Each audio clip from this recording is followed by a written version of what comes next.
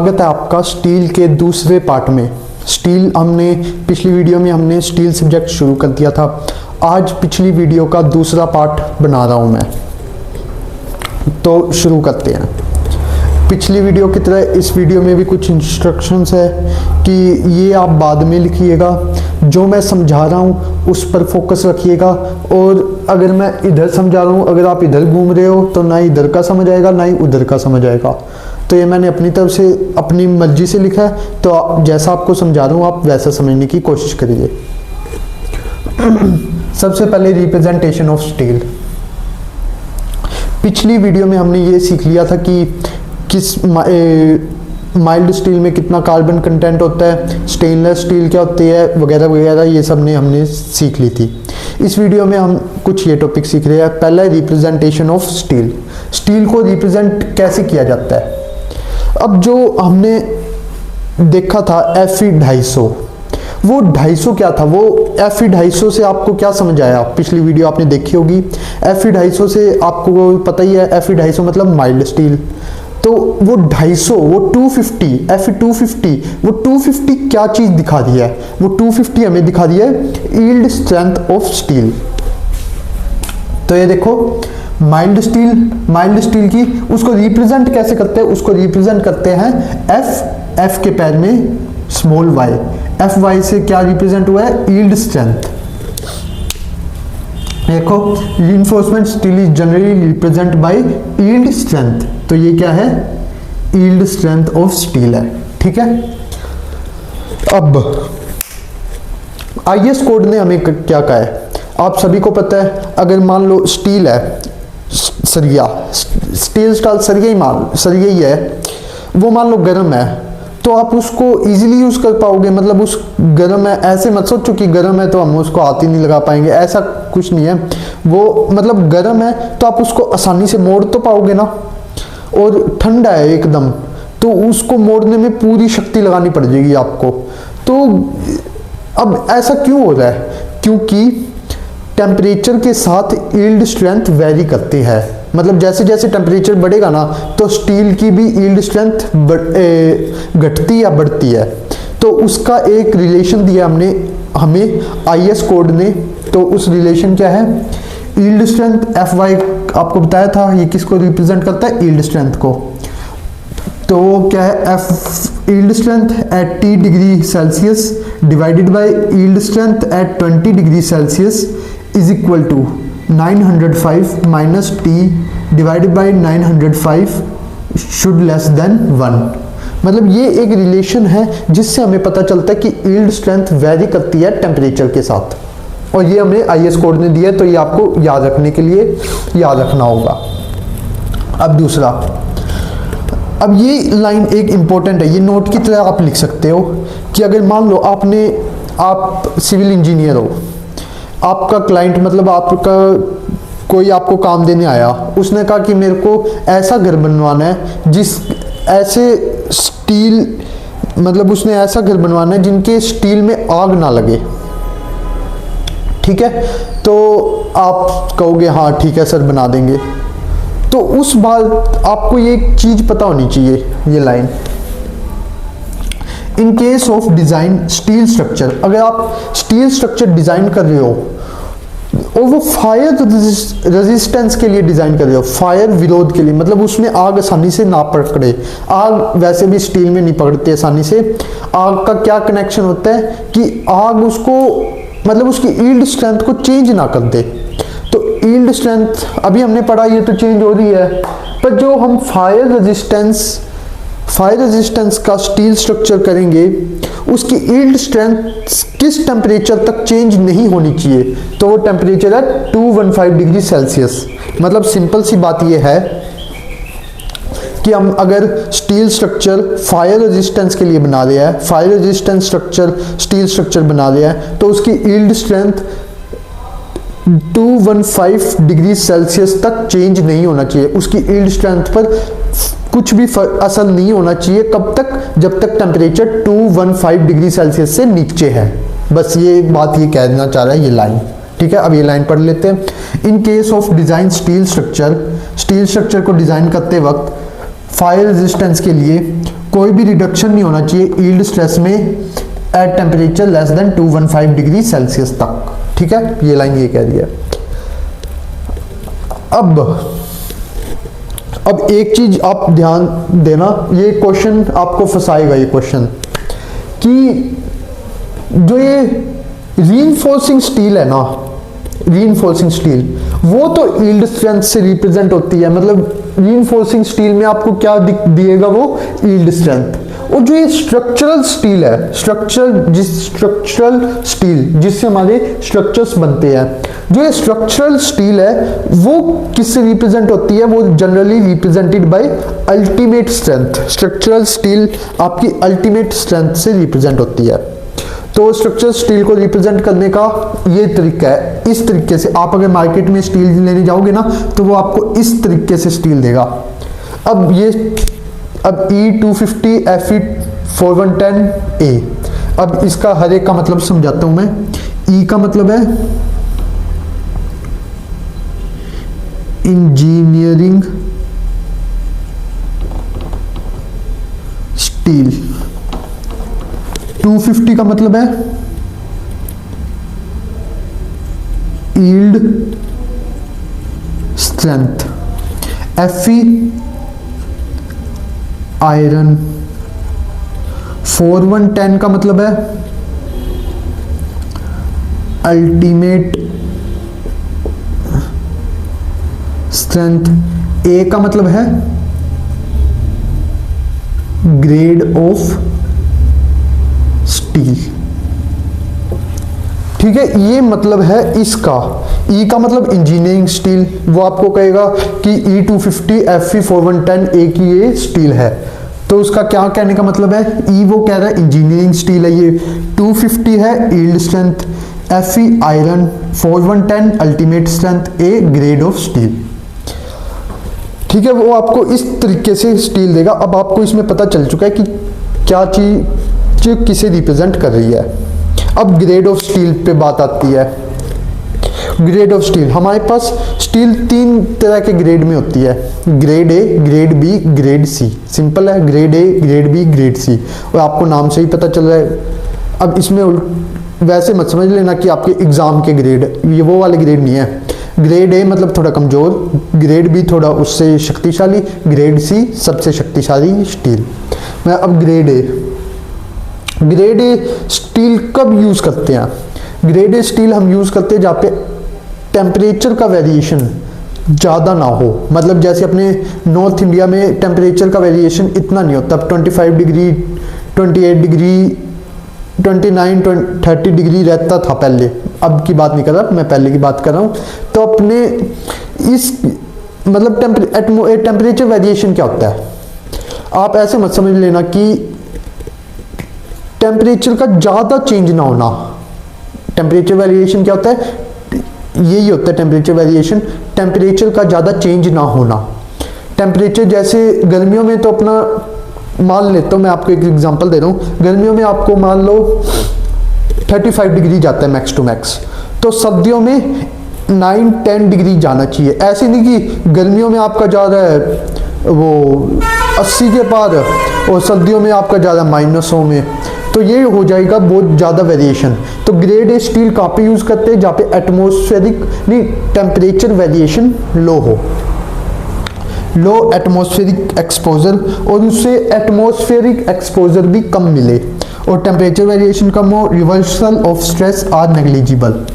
मतलब जो इस पे स्ट्रेस आ रहे हैं, स्ट्रेस मतलब एक बार आ गया, फिर से दूसरी बार आ गया, फिर से तीसरी बार आ गया, फिर से चौथी बार आ गया, वो बहुत ही कम हो, कि इतने कम हो कि हम उसे नेग्लेक्ट कर सके। तो ऐसी जगहों पर हम कौन सी स्टील यूज करते हैं, ग्रेड ए की स्टील, जैसे नॉर्मल स्ट्रक्चर्स होते हैं जो। ग्रेड बी की स्टील हम कहाँ यूज करते हैं, जहाँ पे टेम्परेचर वेरिएशन होता है कब तक, 0 डिग्री सेल्सियस तक, temperature variation up to 0 degree Celsius तक, और रिवर्सल ऑफ स्ट्रेस ऑब्जर्व्ड, मतलब वही है बार बार स्ट्रेस आ ही जा रहे हैं, तो इस सिचुएशन में हम ग्रेड बी की स्टील यूज करते हैं। तो ये कहाँ पे होता है, ब्रिजेस में। ग्रेड सी की जहाँ पे पूरा खतरनाक टेम्परेचर वेरिएशन हो, एक्सट्रीम कंडीशन हो, मतलब उस स्टील को पूरा हम तोड़ने की कोशिश कर रहे हैं, टेम्परेचर अराउंडिंग एटमॉस्फेयर पूरा खास है उस जगह पर और टेम्परेचर वेरिएशन भी बहुत ज़्यादा है, तो ऐसी जगहों पर टेम्परेचर चला जाता है -40 डिग्री सेल्सियस तक। तो हम ऐसी जगहों पर ग्रेड सी की स्टील यूज़ करते हैं, जैसे कि मैराइन स्ट्रक्चर्स, जो समुद्र के पास होते हैं स्ट्रक्चर्स, उधर मैराइन स्ट्रक्चर्स। तो इस वाले हिस्से में आप, मेरे को तो नहीं लगता आपको अब कोई भी दिक्कत होगी, तो ये आप एक बार इसकी स्क्रीनशॉट ही ले लीजिए आप पूरे बोर्ड की, फिर आप इसे बाद में आराम से लिखते रहिए, मैं आप समझा देता हूँ। ये समझ आ गया आपको? अब उस तरफ चलते हैं। अब ये जो मैंने एक टेबल बनाया है ना, ये टेबल, इस टेबल से सवाल आए हुए हैं बहुत ज़्यादा। आप ये मत सोचिए इससे नहीं आए हुए, इससे भी बहुत आया हुआ है। इससे तो मैंने ये बहुत बार देख लिया, ये वाले कि वो रीइंफोर्सिंग स्टील कहेगा और वो कहेगा ये किससे रिप्रेजेंट करते हैं, यील्ड स्ट्रेंथ से, स्ट्रक्चरल स्टील किससे, अल्टीमेट स्ट्रेंथ से। ये आपको उसमें फंसाएगा, ठीक है। तो ये टेबल से भी बहुत क्वेश्चन आए हुए हैं, इस पे आप स्टार लगा लीजिए जितने आप लगा सकते हैं। इस टेबल से बहुत क्वेश्चन आए हुए हैं। अब ये टेबल क्या कह रही है, ये कंडीशंस 1 2 3 4 5 कंडीशंस है, और ये थिकनेस, हम अगर ये कंडीशन होगी तो थिकनेस ऑफ स्टील कितनी रखेंगे, ये कंडीशन होगी तो ये कितनी रखेंगे, ठीक है। ये वो कंडीशंस है। अब सबसे पहले, when steel structure is not expose to any condition, जब स्टील का स्ट्रक्चर किसी भी कंडीशन में, मतलब कोई भी चाहे कंडीशन हो, उसके एक्सपोज नहीं है, मतलब हम उसे छू नहीं सकते, ऐसे मान लो। एक्सपोज मतलब एक्सपोज नहीं है, ना ही हम उसे देख सकते, ना ही हम उसे छू सकते, ठीक है। एक्सपोज का मतलब ये, जब ऐसा स्टील स्ट्रक्चर हो तो हम उस वक्त थिकनेस कितनी रखते हैं, थिकनेस ज़्यादा होनी चाहिए 6 mm से, ठीक है। दूसरी condition, if steel structure is expose to weather condition and it is accessible to repair and patenting, जब स्टील स्ट्रक्चर वेदर कंडीशन पे एक्सपोज हो, मतलब बारिश उस पर पड़ रही हो, स्नोफॉल उस पर हो रही हो, विंड उस पर लग रही हो, जब ऐसी कंडीशन स्टील पे लग रही है और हम उसे रिपेयर भी कर सकते हैं, मतलब उसे सही भी कर सकते हैं, अगर वो इन कंडीशन की वजह से ख़राब हो गया ना, हम उसे सही भी कर सकते हैं और उस पे पेंट भी कर सकते हैं, तो मतलब छू भी सकते हैं और देख भी सकते हैं। तो ऐसी कंडीशन में हम क्या रखेंगे, थिकनेस ऐसी कंडीशन में भी ग्रेटर देन 6 mm होनी चाहिए। ये IS कोड ने डिसाइड किया है, ठीक है। अब दूसरा, अब वेदर कंडीशन तो हो रही है, मतलब बारिश का पानी उस पर गिर रहा है, स्नो उस पर गिर रही है, अलग अलग वेदर कंडीशन तो हो रही है, पर हम उसे रिपेयर नहीं कर सकते और ना ही उस पर पेंट कर सकते। तो ऐसी कंडीशन में, अब देखो, इसमें हम रिपेयर और पेंट कर सकते थे, तो हम सोच रहे थे चलो कोई नहीं, छोटी थिकनेस भी, थोड़ी थिकनेस भी देंगे ना, तब भी हमारा काम चल जाएगा। क्यों चल जाएगा, क्योंकि हम रिपेयर और पेंट तो कर ही सकते हैं। तीसरी कंडीशन में हम रिपेयर और पेंट नहीं कर सकते, तो हमें थोड़ी स्टील की थिकनेस बढ़ानी पड़ेगी ताकि वो उन कंडीशंस को झेल सके। अब आते हैं घसट प्लेट। ये प्लेट बहुत इंपॉर्टेंट है, ये मैं आपको आगे बताऊंगा। इसको कहते हैं घसट प्लेट। इसकी थिकनेस 12 mm से ज़्यादा होनी चाहिए और सेकेंडरी स्टील मेंबर जो बाकी के, जो मतलब लोड को डायरेक्टली रेजिस्ट नहीं कर रहे, वो सपोर्ट कर रहे हैं, जो उन स्टील्स को जो डायरेक्टली रेजिस्ट करते हैं, उन्हें कहते हैं सेकेंडरी स्टील मेंबर्स। इसकी थिकनेस होनी चाहिए ग्रेटर देन 4.5 mm, ठीक है। ये टेबल होगी मिनिमम थिकनेस क्राइटेरिया। अब ये टेबल आपको याद करनी है, ठीक है। Standard code of practice load. अब ये कुछ लोड की, मान लो डेड लोड है तो हम कौन सा IS कोड देखेंगे, लाइव लोड है तो कौन सा देखेंगे, WSM अप्रोच है तो कौन सा। ये क्वेश्चंस आपको डायरेक्ट दिखेंगे, ये क्वेश्चंस इस जगह से क्वेश्चंस आपको डायरेक्ट दिखते हैं। ये वैसे तो ये आपको याद करना पड़ता है, इनको याद करना पड़ता है और इनसे डायरेक्ट क्वेश्चन दिखते हैं। जैसे मैंने आपको बताया था स्टील डिज़ाइन के लिए कौन सा IS कोड यूज़ करते हैं, IS 800 2007, ठीक है। तब देखो IS 800 1984, ये होता तो स्टील डिज़ाइन के लिए है, पर ये 1984 में इसको मानते थे। और ये किस पर बेस था, WSM अप्रोच। अब मैं आपको आगे यही बताऊंगा कि WSM अप्रोच क्या होती है। और अब हम कौन सा आज के समय में कौन सा यूज कर रहे हैं, IS 800 2007, वो है LSM अप्रोच पर आधारित। फिर एक है IS 1893 earthquake and seismic load. मतलब अगर हमें अर्थक्वेक, मान लो हमें ऐसा स्ट्रक्चर बनाना है जहाँ पर स्ट्रक्चर बनाना है उस जगह पर जहाँ पर अर्थक्वेक बहुत ज़्यादा आते हो, तो उस जगह पर स्ट्रक्चर बनाएंगे तो हम कौन सा कोड यूज़ करेंगे, हम कोड यूज़ करेंगे IS 1893 वाला कोड। और IS 875 वाले में अलग अलग लोड दिखा रखे हैं। IS 875 का पार्ट 1 देखोगे तो आपको डेड लोड दिखा रखा है, part 2 live load, part 3 wind load, part 4 snow load, part 5 combinations of load. Combinations of load ये तो आपको पता लग गया। डेड लोड वो जो स्ट्रक्चर का खुद का वेट होता है, खुद के वेट की वजह से जो लोड लगता है वो डेड लोड। लाइव लोड जैसे कुर्सियाँ होगी, टेबल हो गई, चेयर हो गई, हम इंसान आके खड़े हो गए, वो लाइव लोड। विंड लोड तूफान आने लग गया तो वो विंड लोड। स्नो बर्फ गिर गई तो snow load. Combination of load जैसे कभी कभी डेड लोड तो लगता ही लगता है, डेड लोड के साथ कॉम्बिनेशंस ऑफ लोड दिखा देता हूँ आपको मैं। कॉम्बिनेशंस ऑफ लोड, 3 तरह के कॉम्बिनेशंस हो सकते हैं। पहला combination dead load. Dead load तो लगेगा ही लगेगा, आपको पता ही है, स्ट्रक्चर होगा तभी तो उस पर लोड का स्टडी कर पाएंगे। तो स्ट्रक्चर के खुद के वेट की वजह से कौन सा लोड लगता है, वह डेड लोड। डेड लोड के साथ लाइव लोड भी लगेगा, ठीक है। फिर होता है dead load plus live load plus earthquake load या फिर विंड लोड।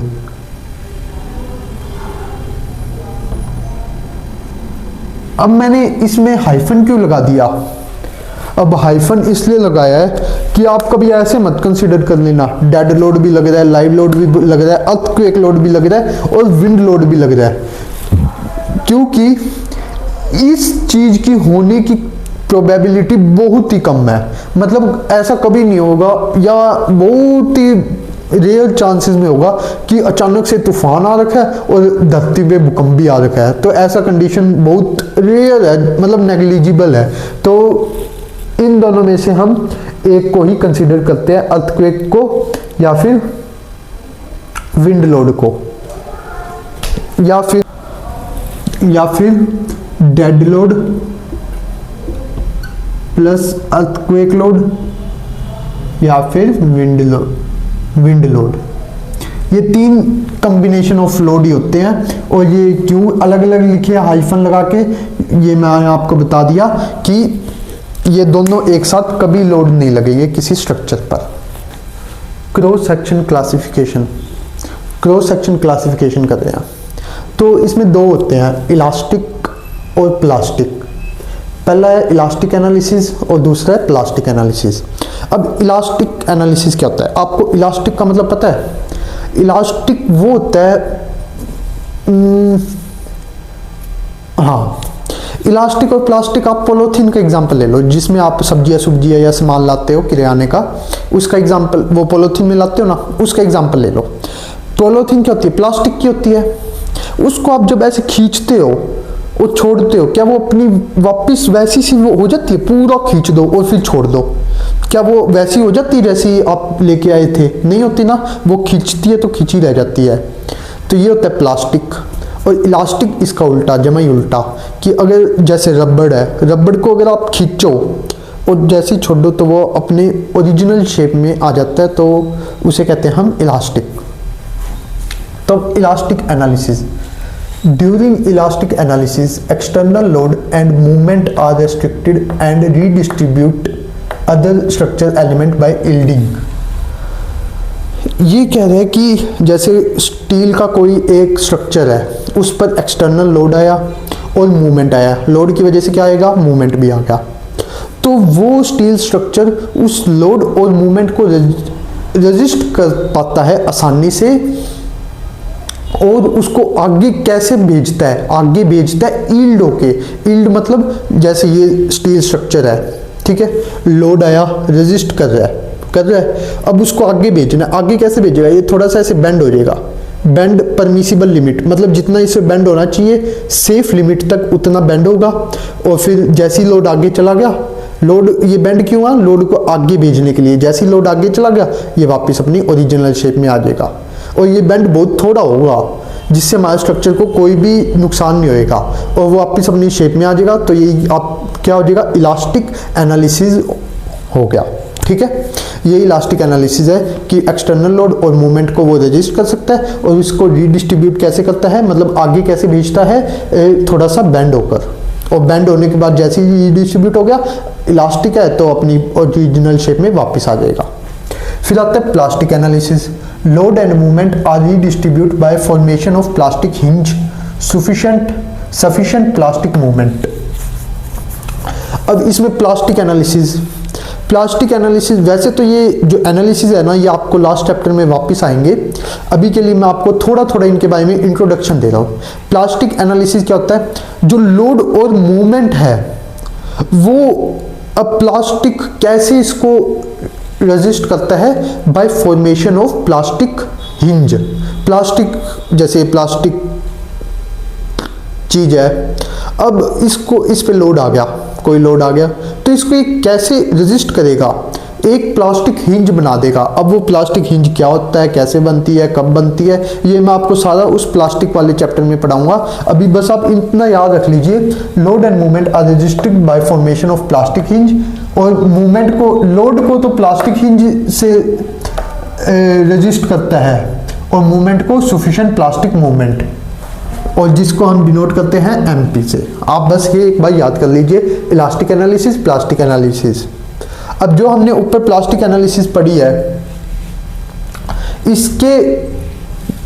इसके बेस पर क्रॉस सेक्शन आगे 4 तरह पे और क्लासिफाई है। 4 कौन कौन से, plastic, compact, semi compact section, cylinder section. अब प्लास्टिक सेक्शन क्या है, structure have sufficient rotation capacity, that is plastic hinge is formed, and it also has sufficient movement capacity। मतलब ये क्या कह रहा है, जब स्ट्रक्चर पे लोड आएगा तो उसके पास सफिशिएंट रोटेशन कैपेसिटी है, मतलब जैसे स्ट्रक्चर पर लोड आया तो वो प्लास्टिक सेक्शन क्या होगा, हिंज फॉर्म कर देगा उसको रेजिस्ट करने के लिए, और इसके पास sufficient plastic movement sufficient movement capacity है। इसके पास क्या है, सफिशिएंट मूवमेंट कैपेसिटी, मतलब लोड आया, लोड की वजह से जो मूवमेंट हो रहा है ना, उसको रेजिस्ट करने के लिए सफिशिएंट मूवमेंट कैपेसिटी है।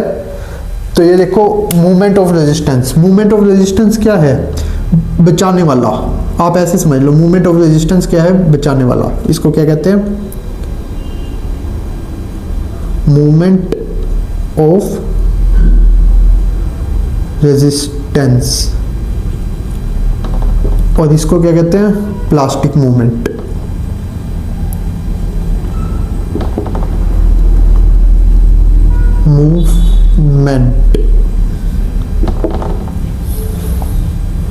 मूवमेंट की स्पेलिंग थोड़ी देख लेना, गलत होगी। ये क्या कहता है, structure have sufficient rotation capacity, that is, मतलब सिंपल सी बात है यार, लोड आएगा, ये प्लास्टिक सेक्शन क्या करेगा, लोड आएगा, प्लास्टिक हिंज बना लेगा उस लोड को रेजिस्ट करने के लिए, और इसके पास मूवमेंट ऑफ रेजिस्टेंस ज़्यादा होता है प्लास्टिक मूवमेंट से, मूवमेंट ऑफ रेजिस्टेंस बचाने वाला, मतलब रेजिस्ट कर रहा है मूवमेंट को, वो ज़्यादा है, तो हमारा स्ट्रक्चर सेफ है। तो ये plastic section. Compact section, structure does not form plastic hinge but it has sufficient movement capacity. अब इसमें प्लास्टिक हिंज फॉर्म नहीं होएगा। कॉम्पैक्ट सेक्शन में सिंपल सी बातें कह रहा है, ये आपको अभी के लिए तो याद करवा रहा हूँ, बाद में आपको समझाऊंगा कि प्लास्टिक हिंज क्या होता है, कैसे फॉर्म होता है, इसमें क्यों नहीं फॉर्म हो रहा, ये सारा बाद में। कि प्लास्टिक हिंज फॉर्म नहीं होगा कॉम्पैक्ट सेक्शन में, पर मूवमेंट ऑफ रेजिस्टेंस ज़्यादा होगा प्लास्टिक मूवमेंट से। फिर है semi compact section, plastic hinge not formed, इसमें नहीं हुआ तो इसमें भी नहीं होगा। Only top fibre is at yield stress condition, और इसमें तो उल्टा हो गया, मतलब प्लास्टिक हिंज नॉट फॉर्म्ड, इतना तो आपको समझ आ गया होगा। Only top fibre is at yield stress condition, मतलब ये आपने आरसीसी में जब हम एनालिसिस ऑफ बीम पढ़ते हैं तो हम उस पर वो डायग्राम से बनाते हैं ना, स्ट्रेस स्ट्रेन का, स्ट्रेस लीनियरली वेरी करता है, स्ट्रेन पैराबोलिक और फिर रेक्टेंगुलरली। अगर आपने नहीं पढ़ा तो ये आप ये भी थोड़ा सा आप याद रख लीजिए कि, या ऐसे सोच लीजिए ये एक सेक्शन है किसका, सेमी कॉम्पैक्ट सेक्शन। इसका जो ये टॉप वाला फाइबर कौन सा है, ये वाला है ना टॉप वाला फाइबर, ये टॉप वाला फाइबर है। ये टॉप वाला फाइबर ही केवल यील्ड स्ट्रेस कंडीशन पे है, बाकी कोई भी फाइबर यील्ड स्ट्रेस कंडीशन पर नहीं है, आप इतना समझ लीजिए, ठीक है। टॉप फाइबर ही यील्ड स्ट्रेस की कंडीशन में है, और इसमें भी इसमें उल्टा हो जाता है, जो प्लास्टिक मूवमेंट है ना वो ज़्यादा हो जाता है मूवमेंट ऑफ रेजिस्टेंस से, तो हमारा ये सेक्शन कमज़ोर बनते हैं, वीक बनते हैं। सिलेंडर सेक्शन, सिलेंडर का मतलब ये होता है जो पतले सेक्शन होते हैं, पतले पतले सेक्शन, इसमें भी plastic hinge is not formed, plastic hinge सिर्फ प्लास्टिक सेक्शन में फॉर्म होगा, और सिलेंडर सेक्शन में plastic hinge is not formed, और इसमें भी प्लास्टिक मूवमेंट ज़्यादा होता है बचाने वाले मूवमेंट से, तो बचाने वाला मूवमेंट कम होएगा तो वो टूट जाएगा, तो ये सिलेंडर सेक्शन भी हमारे वीक होते हैं। अब ये ग्राफ है जो आपको याद करना है, एमपी मतलब plastic movement, theta rotation capacity. अब देखो ये है एमआर मूवमेंट ऑफ रेजिस्टेंस, बचाने वाला, ठीक है, बचाने वाला। MP1 मूवमेंट ऑफ इसका प्लास्टिक मूवमेंट 1 का क्या है, ये सॉरी एमआर नहीं है, MP है, और ये है MR, MR2, MR3, MR4, ठीक है। या यहाँ पे सारे MP में है तो ये MP ही होगा, क्योंकि इस एक्सिस पे MP है, डिनोट करने का वो है वैसे तो MP1, MP2, MP, MP3, MP4, मतलब ये देखो MP ये वाला कहाँ गया, और ये रहा प्लास्टिक सेक्शन का मूवमेंट, प्लास्टिक मूवमेंट। अब प्लास्टिक सेक्शन का मूवमेंट कि कौन सा ज़्यादा है, MP1, इसको MP1 को आप MR मान लो, ठीक है, MR ज़्यादा है MP से, तो आपका क्या होगा प्लास्टिक सेक्शन। MP ज़्यादा है MR2 से, तो आपका क्या होगा कॉम्पैक्ट सेक्शन। MP ज़्यादा है MP, अब देखो MP इसमें इन दोनों में कौन सा ज़्यादा है आपको पता चल रहा है, ऊपर जाते जाते वैल्यू बढ़ती है, तो MP1 ज़्यादा है। MP1 किस में ज़्यादा है, प्लास्टिक में और कॉम्पैक्ट में, पर सबसे ज़्यादा किस में है, प्लास्टिक में, फिर कॉम्पैक्ट में, ऐसा ही आ रहा है, ये कॉम्पैक्ट का है देख लो। फिर MP3 semi compact section, MP3 छोटा है MP से, तो क्या है हो गया, मतलब प्लास्टिक ये तोड़ने वाला है, तोड़ने वाला, और ये क्या है बचाने वाला। तोड़ने वाला बड़ा हो गया बचाने वाले से, तो ये कमज़ोर है। तोड़ने वाला बड़ा है बचाने वाले से, तो ये भी और भी कमज़ोर है। तोड़ने वाला छोटा है बचाने वाले से, तो ये शक्तिशाली है। तोड़ने वाला छोटा है बचाने वाले से, तो ये भी शक्तिशाली है। अगर आपको इतना समझ आ गया तो काफ़ी है, वरना ये आप थोड़ा सा एक बार याद कर लीजिए, ये सारा कुछ आपको उधर समझाया जाएगा, ठीक है। अब आते हैं उस तरफ, डिज़ाइन मेथड, ये वाला इसमें है, अब ये वाला आगे नहीं आएगा, ये इधर ही समझना पड़ेगा आपको। डिज़ाइन मेथड 3 तरह के होते हैं, पर इसमें एक और खुशी की बात है, ये स्टील में भी है ये डिज़ाइन मेथड, और ये RCC में भी है, सेम टू सेम, ठीक है। डिज़ाइन मेथड कैसे, WSM, ULM, LSM।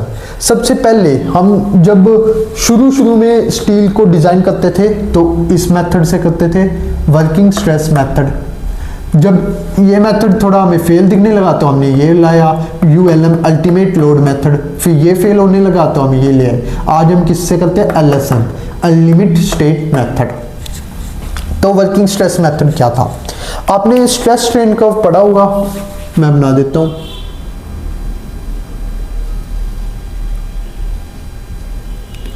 यहां पे होता है स्ट्रेस,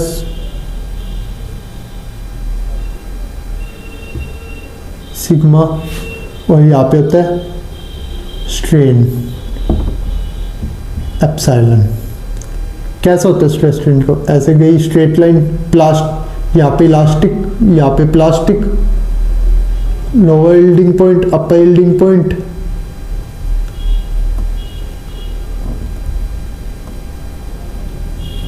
प्लास्टिक, फिर ये upper yielding point, lower yielding point, plastic region, ultimate strength, और ये फ्रैक्चर पॉइंट। ये क्या है? Elastic limit, elastic limit. मतलब ये दिखा रहा है कि अगर हमारा कोई भी मटेरियल इधर तक कि उसकी स्ट्रेंथ होती है, मतलब अगर हम पाउस मटेरियल, जैसे ये मान लो अगर मैं इसको खींचने लग जाऊं, ये सारा इसको फॉलो करेगा, मैं खींचूंगा, ये इलास्टिक लिमिट तक आएगा, इलास्टिक लिमिट के बाद प्लास्टिक लिमिट तक जाएगा, प्लास्टिक लिमिट के बाद अपर यील्ड पॉइंट, फिर लोअर यील्ड पॉइंट, फिर प्लास्टिक जोन, फिर अल्टीमेट स्ट्रेंथ, फिर ये फ्रैक्चर होएगा। यहाँ पर जाकर ये पेन अगर मैं इसको खींचूं तो या इस पे स्ट्रेस लगाऊं तो यहाँ पर जाकर ये फ्रैक्चर होएगा या टूट जाएगा, ठीक है। पर अल्टीमेट नहीं, वर्किंग स्ट्रेस मेथड क्या कहता है? वर्किंग स्ट्रेस मेथड कहता है हम इस कर्व को पूरा मानेंगे ही नहीं, हम इस कर्व को मानेंगे केवल इलास्टिक लिमिट तक। मतलब हम मानते ही नहीं कि ये आगे भी इसकी स्ट्रेंथ है, हम मानेंगे कि किसी भी मटेरियल की स्ट्रेंथ इलास्टिक लिमिट तक होती है। तो अब पढ़ो वर्किंग स्ट्रेस, मतलब जो वो मानते हैं। वर्किंग स्ट्रेस मतलब जिस स्ट्रेस पर वो डिजाइन कर रहे हैं is always considered less than permissible stress during design life of structure. Permissible का मतलब क्या होता है? परमिसिबल का मतलब होता है कि जैसे मान लो आप रोड पे जा रहे हो, सड़क पे जा रहे हो और आपने देखा 80 किलोमीटर पर आवर की स्पीड इसकी लिमिट है, मतलब आप इससे ऊपर नहीं गाड़ी चला सकते, तो वो क्या होगी? 80 क्या होगी? वो उस रोड की परमिसिबल स्पीड की लिमिट होगी, मतलब आप इससे ज़्यादा नहीं जा सकते। तो यही है, working stress is always considered less than the permissible stress during design life. तो यही है, वो ये भी मानते हैं कि जो वर्किंग स्ट्रेस है ना जिसपे वो डिजाइन कर रहे हैं वो हमेशा कम ही होएगा परमिसिबल स्ट्रेस से, उसकी डिजाइन लाइफ। अब परमिसिबल स्ट्रेस की आपको वैल्यू दिखाता हूँ, ये कितना इसको कमजोर मान रहे हैं किसी स्ट्रक्चर को। परमिसिबल स्ट्रेस का ये होता है यील्ड स्ट्रेस, मैंने आपको क्या बताया था? Upper yield point, lower yield point. तो मान लो लोअर यील्ड पॉइंट मान लिया, यहाँ पे हमने लोअर यील्ड पॉइंट मान लिया। लोअर यील्ड पॉइंट में हम फैक्टर ऑफ सेफ्टी, मतलब अभी ये भूल जाओ फैक्टर ऑफ सेफ्टी क्या होती है। लोअर यील्ड पॉइंट हमने यील्ड पॉइंट में कुछ डिवाइड कर रहे हैं, मतलब उसकी वैल्यू ओवरऑल को कम कर रहे हैं ना।